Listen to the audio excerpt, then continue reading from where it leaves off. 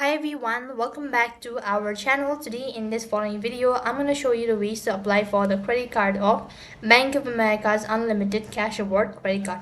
So to apply for the Bank of America's Unlimited Cash Award credit card, you just have to follow the steps. First thing, open up a browser and on the web address bar, type in the link that is www.bankofamerica.unlimitedcashawardcreditcard. That is going to take you to this field, so type in the information and next you'll be taken to this field. So to apply for the credit card, you just have to click on apply now. As you press the apply now button, it's going to take you to the application portal page. Here you could go and read the information and scroll down a bit and you have to start filling out the form. So first thing, go ahead and provide your personal information, your contact details, and then your address.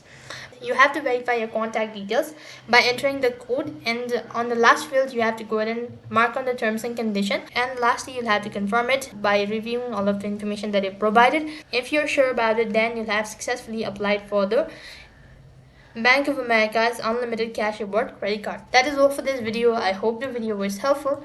Make sure to like, share and subscribe to our channel. Thank you for watching. See you in the next video.